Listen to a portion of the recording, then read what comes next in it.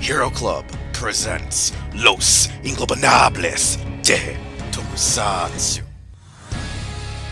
Alright, welcome to a brand new episode of Los Ingobernables de Tokusatsu, and today is going to be a really crazy, interesting episode due to the fact that I'm one of your only main hosts, yes, Wheelchair21, because we kind of lost Projekt, yeah. He said we were recording Tuesday or Wednesday, and that was on WrestleMania Sunday, and now it's Thursday, April 6th, my birthday. I'm the only one here, so I was able to get a good friend of ours, one of our good co-workers, friends, associates from Hirotaku and Rajo Nihon, and technically a member of the Hero Club himself, Otaku Gangsta, or you can just call him Oga. Oga, what are you doing? How are you doing? What's up? Yeah. Alright, so pretty much one of the stupid things that we have to do on this podcast, like every other podcast we've ever shot before, is every time we bring on a new guest host or someone who will be an analyst for us, we always ask them, how the F did you get into Tokusatsu? What got you into it? And, like, usually what are some of your favorite hits and misses, or et cetera, so on and so forth. So, Oga, tell the people about yourself in 5 minutes or a little less. Damn, if y'all know me by now, y'all don't listen to shit around here. What's the question? What got me into Toku? I'm gonna say Power Rangers as always.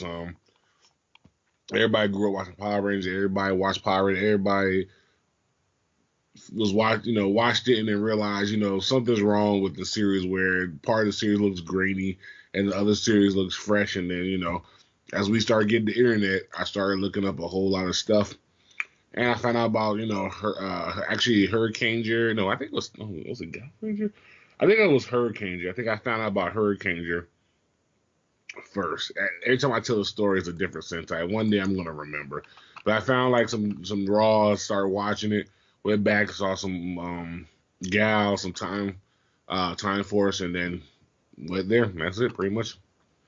Alright, and like I said, that was like 5 minutes and less. It was like 1:30, 1:35. So, pretty much on this week's episode, it was supposed to be me and Projekt talking about our freaking top 10 episodes of Power Rangers Season 1 and Season 2. Now, the episodes will not be in order of which is best and which is worst. We're most likely going to try to do it in the order in which the episodes came within the series. But before we get to that, we're just going to talk a little bit about our new Amazon series, which premieres tomorrow. We already talked about the series details on a previous episode between myself, Projekt, Dark on 633, Invisible Ninja, but we got the news on the actual frickin' Deluxe Driver. Yeah, so the Deluxe Driver is up at Premium Bandai for people to pre-order either in Japan or to have to go through middleman services. We know that this driver will come with the actual belt, Amazon injectors, the ability to, I guess, turn into your super armored version of a rider, since now we have these armor platings for Omega and Neo, the Amazon Register, which is the new bicep band for Neo and Crows, as well as the Deluxe Sigma core plate that is needed in the original Deluxe Amazon's Driver 2 Henshin. The price for this is about 14,000 yen, and orders will close by June 26th at 11 p.m. Japanese Standard Time. So, Oga, looking at this belt, is this something you would want to own, want to get, or probably pass, since I don't think you've even started watching Amazon's yet? Yeah, I haven't even started watching Amazon. It's actually a dope belt. I actually like the two-prong design. Like, you have it to where it goes with the motif where you have to use the injector, which I guess that's what most Amazons have been using from season 1. They still gotta watch it. And then I like the fact that it carries the piece makes it look like an actual eagle or bird. So it has that 2-in-1 design like you get with I think it was Kamen Rider Kiva when you get Lark and Kivat, not Kivat, the other motherfucker.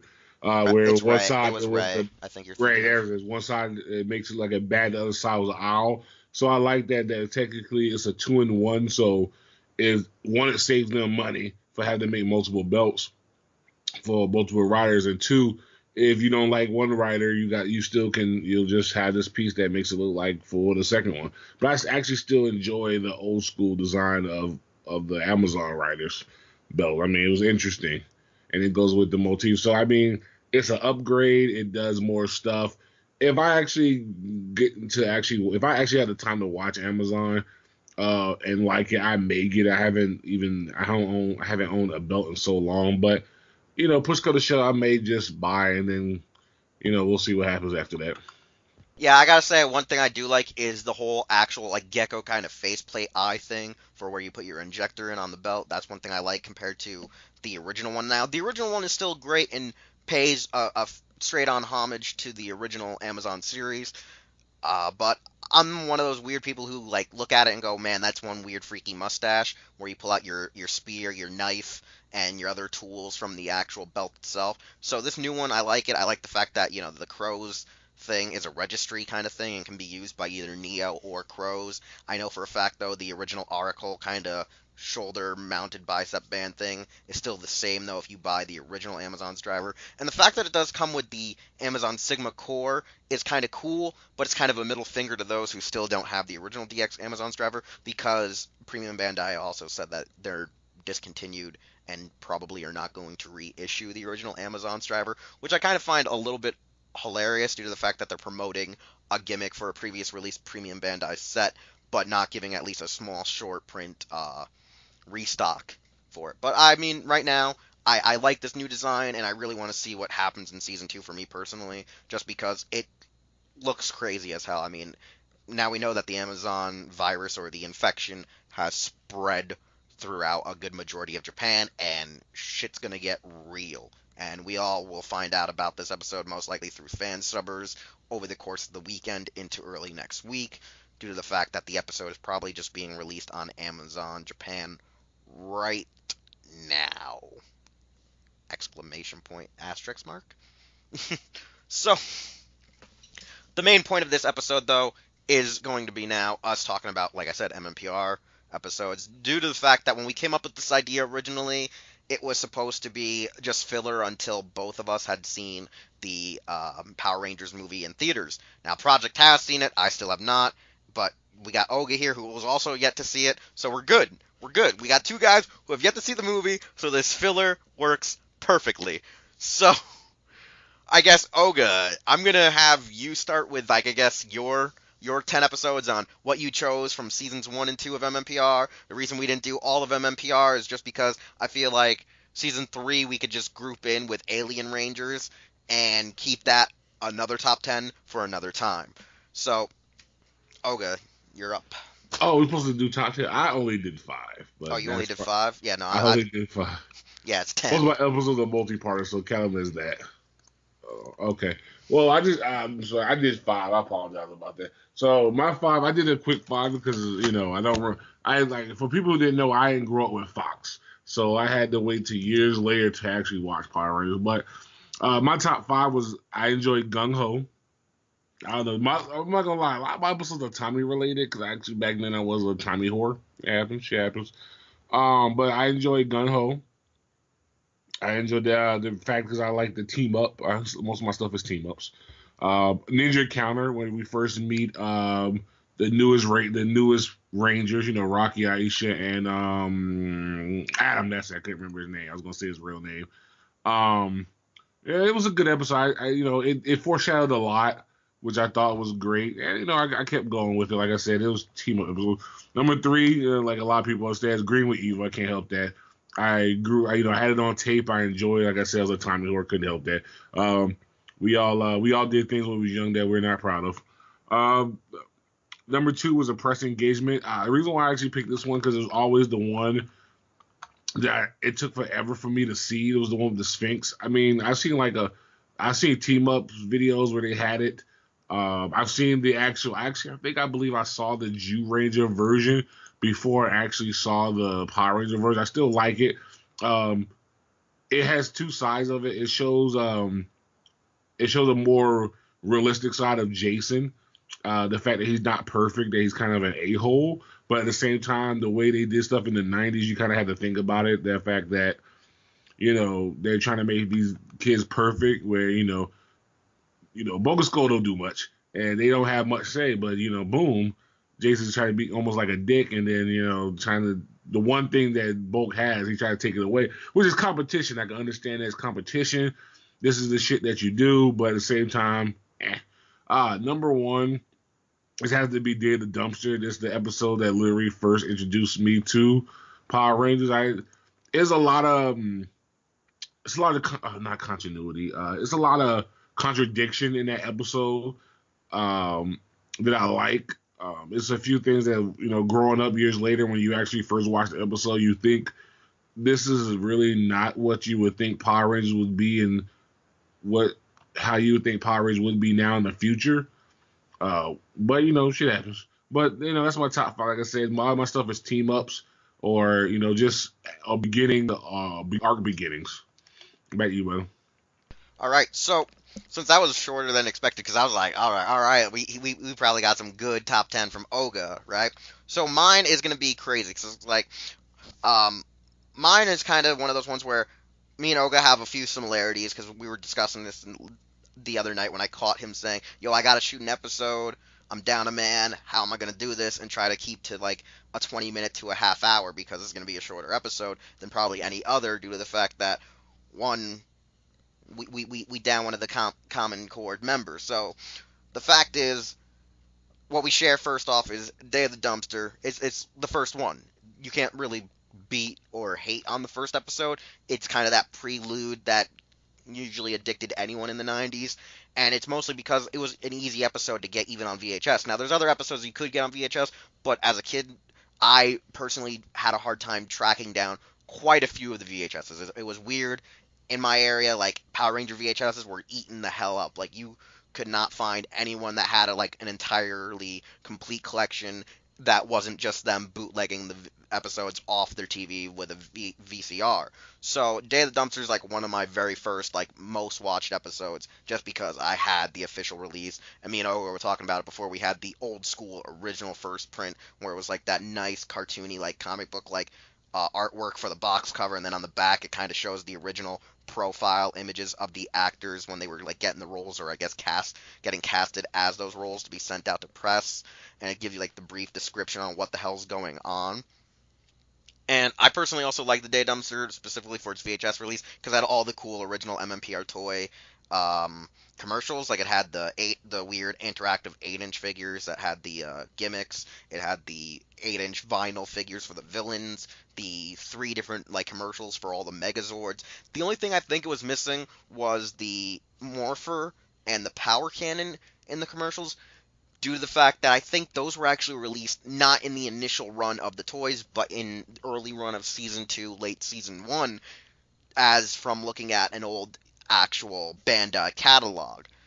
The next episodes, I should say, are the Green with Evil saga. Now, the funny thing was last night me and Oga also said that Green with Evil is a great parter for just introducing the Green Ranger, especially due to the fact when watching Zhu Ranger, the whole Burai saga is 6 episodes, which they managed in America to shorten it down to 5 that took out an entire episode. However, we also argued, though, that episodes 2 and 3 could have actually been cut into one single episode, and it could have been an easy 4-parter. But at the time, we think that Saban was trying to keep to like almost a 50-episode runtime, or at least a 48-episode runtime, to have a good season beforehand. And Green with Evil, a lot of people love it. It's one of the only, like, I'd say it's one of the few Tommy episodes I like as Green Ranger, which is ironic because I like him more as Green Ranger than I do as White Ranger. But it's still, one of those things. Gung Ho is ironically another one that me and Oga like, because it's an episode where they try to build up like some kind of arc with the Super Putties, and they barely touch upon it ever again later on in the series, or the fact that they need the Thunder Slingers to defeat these new Super Putties that Rita's created. But it's also a good way into introducing Titanus, and I think a part of it just falls just ever so slightly flat due to the fact that they're trying to structure the show around its Sentai counterpart. Now, this one I didn't originally want to put on the list, but I reconsidered it. It was the Green Candle, only due to the fact that it's actually pretty good. I mean, I have a weird love-hate relationship, like I say, in general, with Tommy, due to the fact that sometimes I felt like it was the Tommy show and not the Power Ranger show. And with the Green Candle, I actually like the idea that there was that whole part where Jason has to go back into the dark dimension to try to fight Goldar, and there's literally a part where Zack has to go into the dark dimension to help him fight Goldar just to get him out of there. And instead of all the Rangers kind of rushing through the portal to, just rush Goldar and get the candle, they're like, oh no, we need the other ones to hold the equipment and make sure, the equipment doesn't get destroyed, so we're all trapped in there. And I never really understood the whole context of the Dark Dimension is why don't they morph before going in there when they've entered it in other episodes later on. You'll see they morph and then get sent into it. But then in other episodes, they're willingly walking in there not morphed. It's one of those ones where it's terribly written and built just for them to fail. Like, it's an episode where you see so many contradictions in the Green Candle that it's not even funny. Doomsday. Doomsday is another great episode because it's the original finale. It is the finale in its Sentai counterpart. It is the intended finale for the series. The actors even stated it was like right around that time when they were filming the episode, getting it ready in production. It was around Christmas time when they were actually, I think, filming the episode. They said that, like, Saban said, oh, this might be the last one. We're going to treat it like it is. And I'm already in talks to see if we can either get another Sentai series brought over to be adapted for you guys to get new powers, or to get new original footage made. So they already knew that this might be the end, and yada yada yada. However, due to the success of the series and the toy sales, we knew it would continue, and here we are, 20-something years later. So Doomsday's great only due to the fact that, one, Goldar has this bitchin' freaking Zord called Cyclopsis. It literally, like, disembowels the Zords, like, rips off their arms, legs, the tail of the Dragon Zord. And it's actually a really impactful, season finale, even though it's really the midway point of just season 1. And then we get a lot of Ju 2 episodes. And where I do like the monsters, I don't necessarily like all the episodes.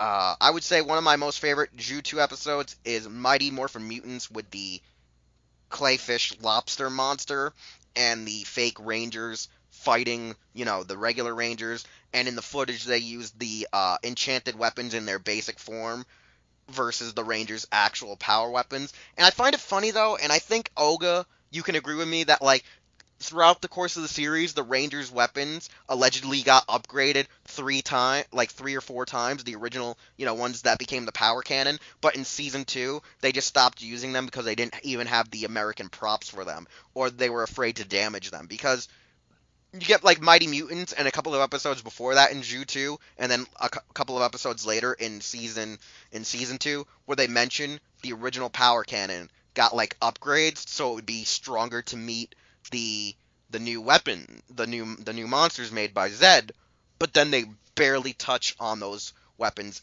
ever really again. They barely use the Ju Rangers' signature weapons of the sword, the lance, the daggers, the bow and arrow, and the cannon. Like, it's very weird. I've always found that really stupid, but people say one of the issues was the cost of props, fixing them, and getting new ones made if they were damaged. Then, here's the funny thing. The first episode I actually like from Season 2 is really Missing Green. I feel like for being a singular episode, it could have been something more, especially with the president that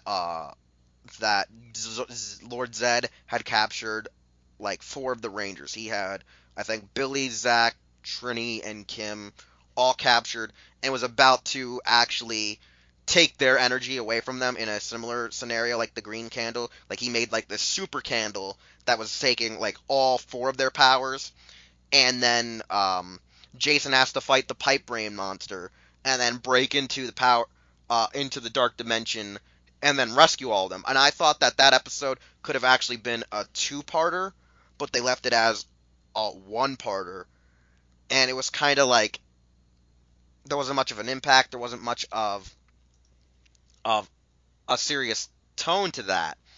And I felt like it was one of those episodes really, really could have tied in there a lot better due to the fact that it was also an episode that dealt with them just coming off of the fact that Tommy had finally lost the Green Ranger powers. Like, it was done. No more Green Ranger, no more nothing. It was over. And then we get the power transfer. This is way after White Light. This is way after Oga saying about the ninja encounter. This is the power transfer. This is the last time we ever see Zack, Trini, and Jason. And one of the reasons I really like this episode was because it's the debut of Serpentera, and it actually, I think, features one of my more favorite monsters from Ranger. And this is the funny thing, I did like it in Power Rangers, and then I came to love it a lot more watching Ranger, but it's one of my favorite designs overall, and it's actually the Silverhorns monster. I don't know why, but I've always thought that the monster was amazing, it was spectacular, it was just beastly and crazy. So I always liked how the Rangers, in a sense, had to confront Serpentera, but like it would always like short circuit. As a kid, I was like, "What the hell is wrong with Lord Zed? Why can't he just recharge this thing and do more damage? Or why aren't the Rangers like finding a way to destroy it?" So it was still one of those interesting things. And I also found it weird that they had to go to an alien planet to get an alien sword to do the proper power conversion. It just didn't really make that much sense. Then I also have The Wedding as my 9th episode. The Wedding is kind of either a love-hate relationship with the fandom.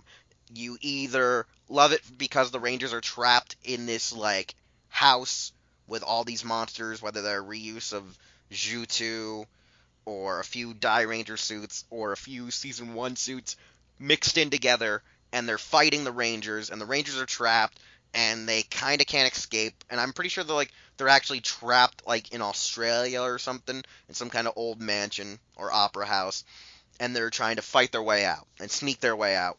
Like, they're at least morphed, they have some of their powers, but they can't escape the realm. And then they do, they get out, they fight, get their Zords actually beaten, sent back into the place, and have to break out again. And then this time, because Alpha's not corrupted this time around, they got a virus out of Alpha, they're able to beat the monster horde. And I always found that episode amazing. But the problem that a lot of people hate with it is this is around the time Zed lost a lot of his luster of being the true dark villain that he was, and he's married to Rita. Now, honestly, this should be a power couple, but it turns out to be just a comedic joke, just to try to lighten the mood of the seriousness that Zed presented. And it's still one of those ones where you like the action, but you hate the overall effect that it left on the show.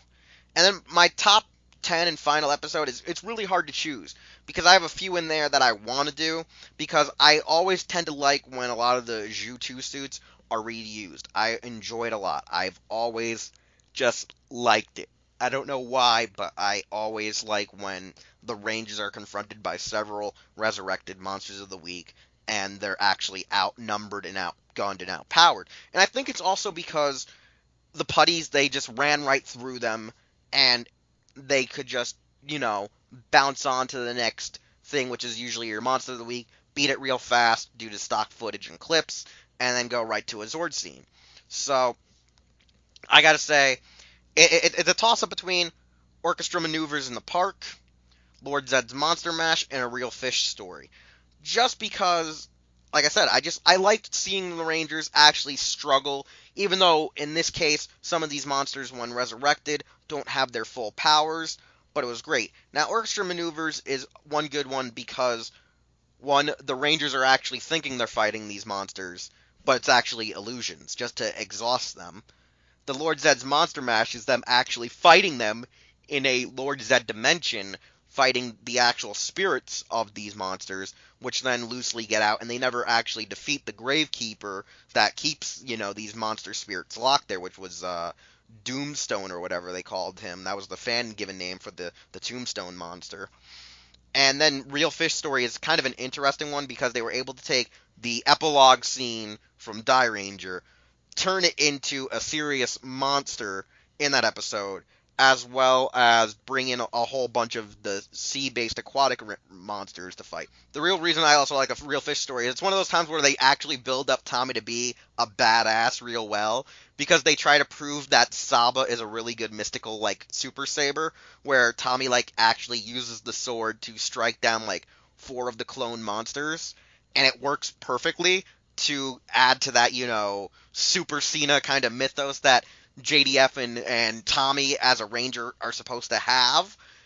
and it's one of those few times where I can get behind it. And it's also the only to probably, yeah, it's probably the only time ever where they don't make Amy Jo Johnson like hide herself under like baggy clothing at the beach. I think it's like one of the only times in the series she's not forced to wear a one piece, forced to wear like an actual diver's suit, or forced to wear a sweatshirt wrapped around her ass, around her waist to hide her curves. It's like one of the only few times in the series ever she's in an actual swimsuit like a chick her age would have worn in the 90s, which is like a two-piece bikini. So I'm like, yeah, yeah. So yeah, what's your thoughts on our overall arcing episodes and etc. Because like, yeah, these episodes here, man. Oh, Episodes. I agree with you. Some of the episodes I definitely agree with you. Some of them were actually going to be on my list. Um, but I decided not to. Like I said, I don't want to time it up. Like I said, I was real dumb when I was young.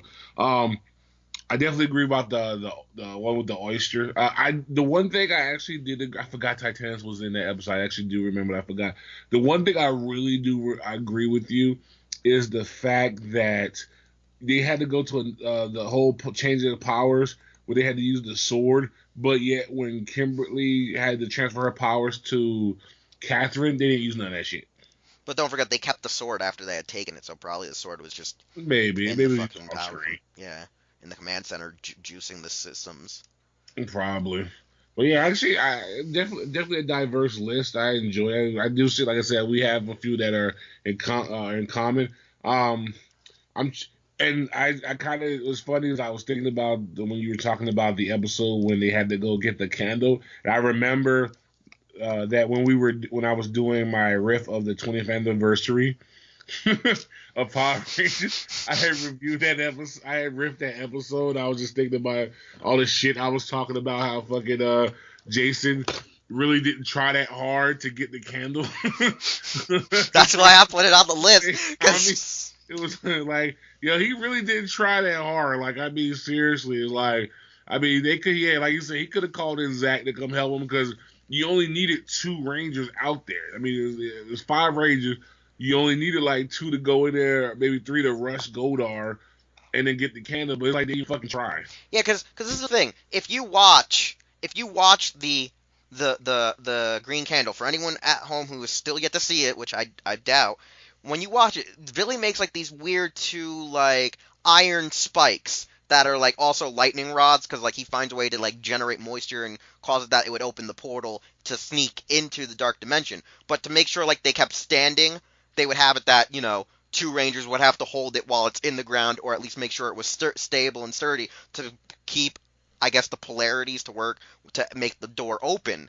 But Yeah, then whatever like you guys said, Dave. but then Yeah. like it was David Yost's character Billy, you had Trini and Kimberly on the outside trying to fight putties too that tried to stop them. The thing I found stupid though was they originally had all four of them out there, with Zach holding the thing down to make sure people could get through. But I'm sitting there like they should have just sent in at least three of them right away, real fast, rush the candle, have two of them, distract Goldar, and then just run the fuck back. But they didn't. They just sent Jason in there, unmorphed of all things, and I'm sitting there like, episodes later, he shows up morphed in there to rescue them from the new green candle absorbing their powers. I found that to be stupid. I'm sorry, but it was one of those ones I think he where learned his lesson. 'Cause I remember, yeah, because everybody. Okay, I still don't get how the fuck they all had candles. I mean, I understand why Rita had the candle for the Green Ranger because it was her, but I just still don't understand how she got candle wax that's connected to their powers. But I agree. I think he learned his lesson from the first time, where he was like, I kind of let Tommy down. Wink, wink. Let me go ahead and just, let me go ahead and just go into morph and bam. well, no, in this one, in that one, Zed created the candle himself as a power absorber in a sense. So like as the candle burnt out, it was like sucking from the power coins underneath or whatever. Because there was this whole point where like Jason then takes their coins, puts it on the candle, and it regrows the candle or whatever, and then he just like destroys the candle and then gives them back their coins and they escape or some bullcrap. But it was like an episode where if you look at how it's built up, it should have been its own like two-parter than just this one and done episode. Like it was like, it's done. We saved them. Ha ha ha. Jason has his confidence back after failing Tommy for 3 times over. And a funny thing is, like, I wanted to put the white light on there, but I was like, no, I've seen that episode too many times. It's like if I would have put Rocky Just Wants to Have Fun, people would be like, why the hell did you put that episode on? And it's like, it's just nostalgia for me because I own it on, like, if I own it on VHS, usually I have a little bit more of a sentiment towards it because it was like usually the only videos I actually had growing up before I was like, recording them off the VCR.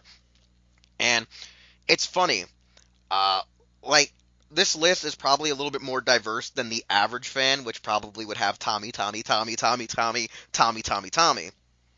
So it's kind of interesting. And I know there's for some reason in the fandom, a huge hate for the reuse of these Zhu suits. I don't know why. Is it because they were just more campier than usual? Or is it because the footage that the Japanese made for Saban was probably what made these monsters not sell that well here in the States? Because a lot of people hate Rhino Blaster because it's a rugby-based monster, but they try to tie in rugby in with football because, they're common parallels. And so a lot of people tend to hate that episode, I found out. A lot of people hate that episode because of the whole football scenario. I don't know, but like, yeah. Maybe.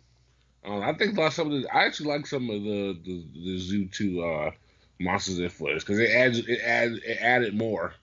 Especially it got to the point where like it became technically its own original story. It had no choice but to be more original.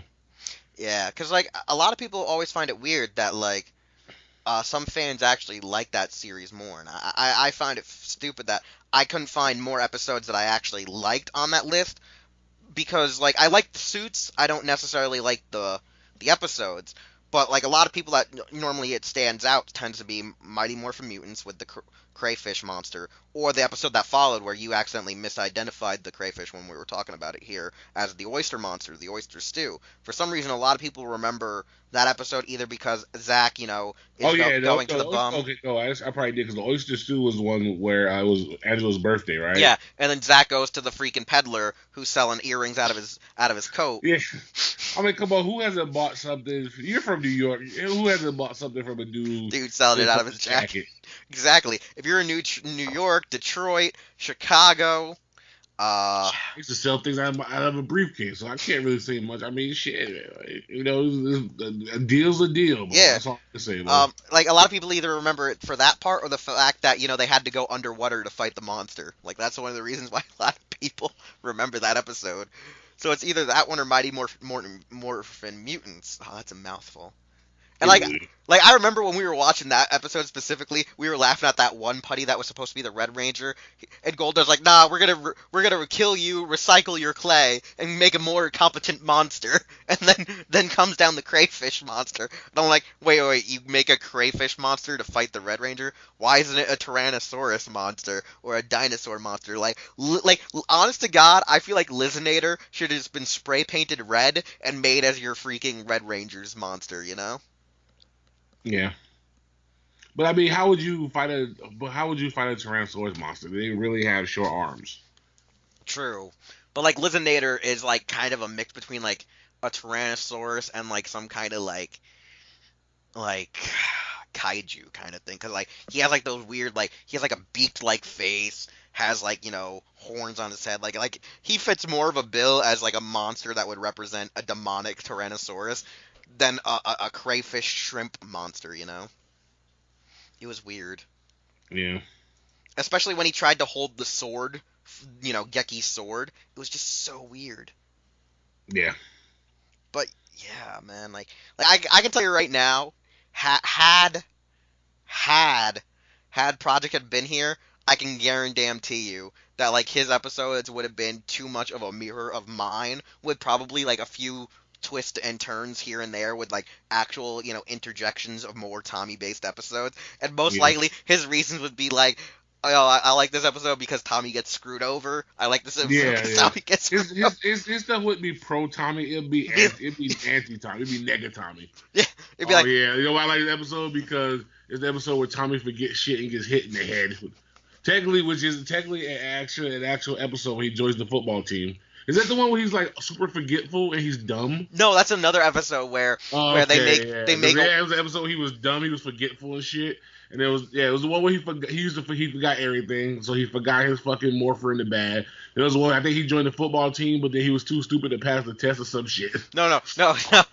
It was one time he tried out for a commercial, and they purposely told him to take the communicator off for the Oh yeah, audition. that was the ninja one where he was going against. It was him versus Bulk going up for I think a movie or a commercial, something about the ninjas. Because I was actually looking that up when I was trying to figure out some of my episodes. Yeah, and that's actually a good episode, but the thing that sort of kills it is like either it's too goofy because of the little caterpillar monster that Scorpina summons, or Yeah. because of the part that where like he's told to take off the communicator, and like he should have been like, excuse me, no, this is actually my watch to remind me like when it goes off to take my meds. But they tell him to take it off because it doesn't look good with the audition. Like, yeah, you gotta take that off for the audition, please.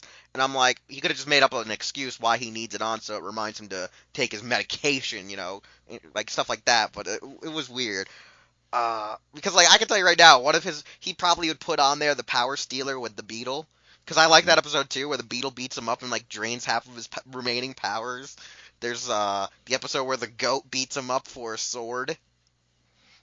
there's a lot of weird I episodes. actually enjoy that one because I think that's the last time that Tommy actually had his powers like because I think the goat beat the shit out of him, left him in like a cavern, not cavern but a ravine, like the side of a ravine, and he kept trying to summon the Dragonzord and nothing would work, and I was like, when I was younger I was like no, and I got older I was like yes. I'm such an asshole. Yeah. That's like, cause like the goat and the like that's the weird part.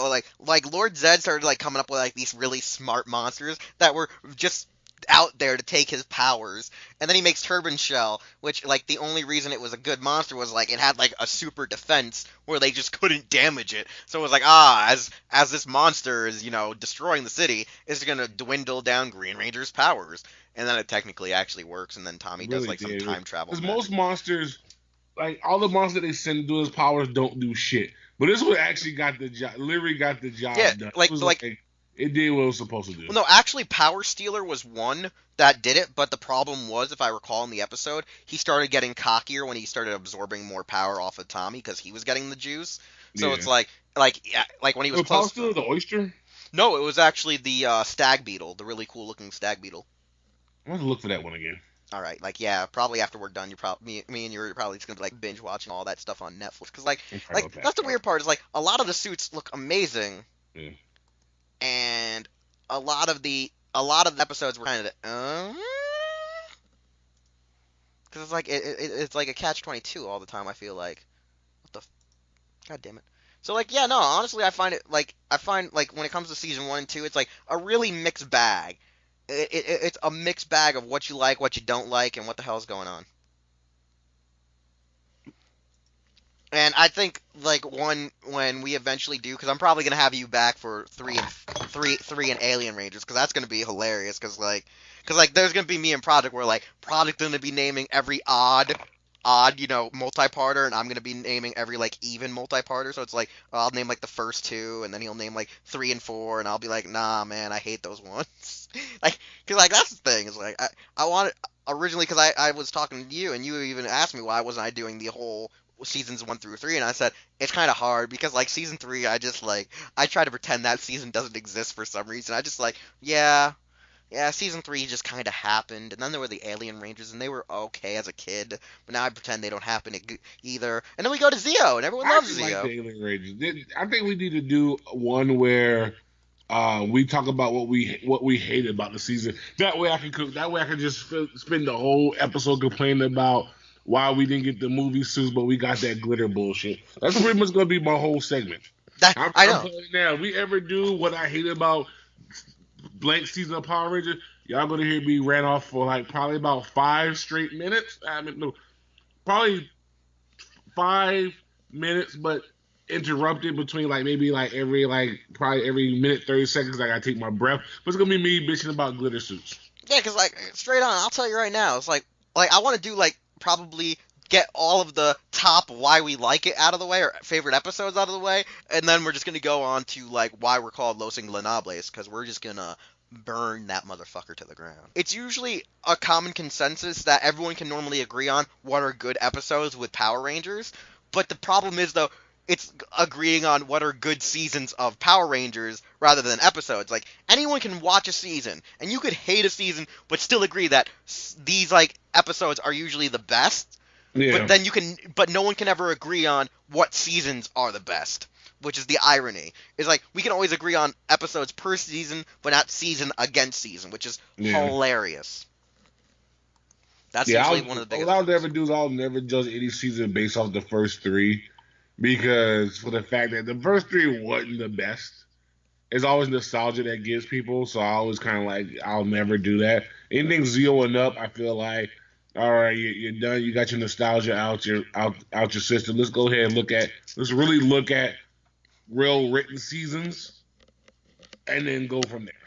Here's the biggest Zeo and up. Here's the funny thing. I still agree that it's Zeo and up. However, there's one thing that tends to get me into arguments with other people, specifically when we get. This is more about season 3 and on.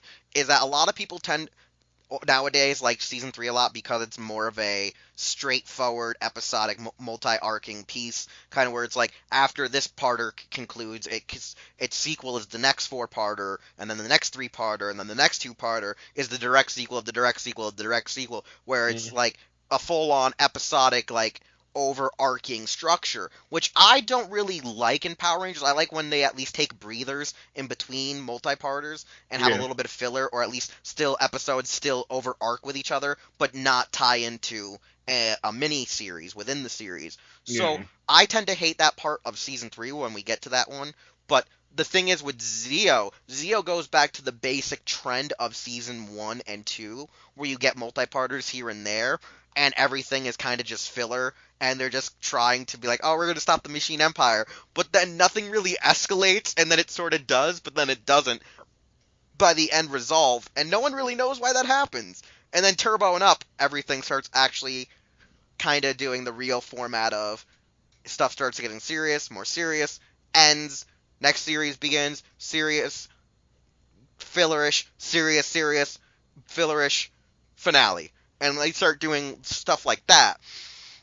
But, like, the first 4, including Zeo, even though Zeo is probably better written than the first 2, it falls in the same writing style of MMPR seasons 1 and 2. And season 3, it's weird. It's a really weird thing, because it feels like at least Zeo and 3 is where they were trying to, I guess, test the waters to be more episodic or more telling a story that is supposed to have closure. And I think they were able to come to terms of having closure within a season when they started realizing maybe we should just start recasting these guys every season, just like Japan does. I think that's what really helped Power Rangers to a degree, is the changing of casts. So yeah, man, like, I feel like the best way is let's get out all of the good and then get to what everyone really wants to hear. Us talking about the bad. Because why the F not? And God blanking damn it, supposedly there's a teaser out for Ultraman Zed. God frickin' damn it. God, no. No! This is not how this episode's supposed to end. No! No! No! Okay, I'm sending you a photo of what X-Seed's supposed to look like. And this is the thing, as covered on, I think, last week's episode, his name is spelled X-E-A-D. I don't understand it. I won't understand it. I won't comprehend it until I see why in the series. But Olga, look at this goddamn elusive silhouette that has just appeared on the internet. This is the last thing we're talking about, and then we're wrapping up our show. What do you have to say about this little sucker that just appeared on the net? Looks like if Belil was a good guy. I know, but look also at the sculpt of his head. It kind of looks like Mabius's Nexus's head. It does. And it has, like, Belial's eyes. But I like the little, like, wing crest for his color timer. That thing looks bitching, but I don't think his helmet's going to look that good until we fully see it colored. Like, everything looks like a motif of V, so I'm trying to figure out how it's an X, but everything's a V. I know, like I don't, like, maybe X-Seed, like, if his name's supposed to be X-Seed, it's supposed to be, like, him accelerating, so it's supposed to be, like, you know, like a car or something. Yeah. Wait, also, look at it. His eyes. They're Mhm. asymmetrical. Mhm. I didn't notice that the first time. He has asymmetrical eyes. One's like a talon, and the other one's like a scale to like an animal. No, we're going to find out more about that. I think it might have been just how the pictures taken. No, actually, it does look. I can tell. Yeah, yeah, 'cause, yeah. I don't know. Who knows? What these early pictures is always the weirdest stuff. Yeah, like supposedly this is a real image, but I doubt it right now until we have wait wait. Oh God, we have another image. We have another image of another form, and this one looks a little bit angelic and crazy at the same time. So we have form leakings. There's like three forms so far right now. There's one that has like a weird spike coming out of his head, a cool like almost celestial being like cross on its I chest. like it now. Yeah, this one looks like. Yeah, I was actually thinking about this like celestial being, and then I guess that's his human partner with a henshin device. I can't really tell, but like Oh those no, are it the only looks like a two. little kid or a guy with something on it. Maybe his device is glasses too. This one actually looks interesting because it doesn't look like a normal ultra suit. It actually looks like the horns in the middle and then the traditional shit in the back. Like it's weird. Like the first form that we saw, which is the one that will be on the video. Anyone watching the video here on YouTube, you'll see that it's on the red background. He kind of looks a little bit villainous. Then you Mm. go to the version where it's the blue lighting behind him, and he kind of has like the heroic look to him, but he has like these weird little fins coming out of his head, his shoulders. But the thing that I think makes him the more of the good side has to be like that weird celestial being like dagger cross in his chest. Yeah. And right now, if these scans are fully, truly legit, it's going to be really interesting. However, the thing at the bottom of the scan where he looks like, celestial being kind of thing, the it doesn't really look like it's supposed to be his host, but it kind of looks like the alien Bado and some weird thing. Now, I'm looking at comments posting on here on this on this Facebook feed, and a lot of people are saying that these are still fakes, that these are images that were debunked, but I don't know because I do see on the side there's an elbow of another Ultraman. yeah, like I don't know how true is this, but people are saying they're fake. Some are saying these were debunked weeks ago, months ago. But I mean, this is the first time I've seen them in a few Ultraman groups, and I'm a part of at least three different ones, and I've not seen them in those groups either. So I don't know. Like I'm taking this with a grain of salt. I'm hoping that some of this is true. I'm hoping that some of this is fake. I'm personally hoping that like the crest pieces are true and maybe the designs are fake, because if these are the ideal of the color timers for our Ultraman or Ultramen, it would be pretty cool and unique, because we don't really get that many unique color. Well, no, actually, no, we get a lot of unique color timers. I think we've had several variations, like the ring for orb, the X for X, um, little jewels for like certain ultras, bigger ornaments on their chest. So I mean, if these are real, cool. If these are fake, I don't know. But I really am hoping to see what this new Ultraman is like. That's one thing. I mean, I got this from a friend of mine who's always more up and up on Ultraman than I am nowadays. So good. Kudos to him. Figure this stuff out. Hopefully, we have some more closure within the week or by next week's episode.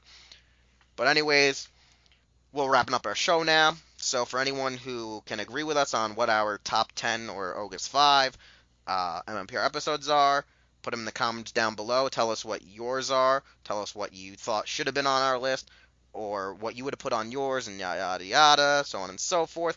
As well as, do you want us to go in order on those Ingobernables of the seasons, or do you want us to go out of order, mix and match? Because most likely after we do season 3 with Alien Rangers, what are our top 10 episodes? From there, we will be going on, each of the seasons accordingly on their own, outside of, Samurai, Megaforce, and Dino Charge, which will be paired with their super sequels, which aren't that super in some cases. But that's probably the plan here on out, is that you'll have an episode for Zeo, Turbo, so on and so forth. Then Samurai, Super Samurai was an episode, and yada yada yada. So like I say, comment down below. And Oga, tell us how people can find you or where you are at on social media, if you YouTube. care to share. Oh, that's simple. You can't find Oga. You can't. It's not like he has a Twitter. It's not like he has an Instagram. I mean, you probably know it by now, and if you don't know it, well, figure it out. I'm Wheelchair21. You can find me on Twitter at Wheelchair21. My Twitter is the same, Wheelchair21 on Twitter, on Facebook. Instagram is TaJa_Doyle. And then don't forget, check out Los Ingobernables only at Hero Club, which is Hero Club for Life, Twitter, Facebook, Instagram. Also, don't forget to check out HeroTaku.com, which is Oga's place, my other place, some of our other places, and so on and so forth. We'll see you all next week with a brand new episode and brand new topic. Most likely not going to be right away, Season 3 and Alien Rangers. I can guarantee that. But if Projekt is here, hopefully next week, maybe we can start talking about an Ultraman series that just got recently uploaded to YouTube. Hey, it's Wheelchair21, and thanks again for listening to an all-new episode of Los Ingobernables de Tokusatsu. If you want to hear more content or see more content from the Hero Club YouTube channel, we're going to need you to subscribe, like, comment with some feedback, and share this channel with a friend. We also would like you to check out our website, hero-club.com, and follow us on various social media outlets just by looking up Hero Club for Life, as well as the stores you see are where we shop. Anyways, thanks again, and we'll see you all next time.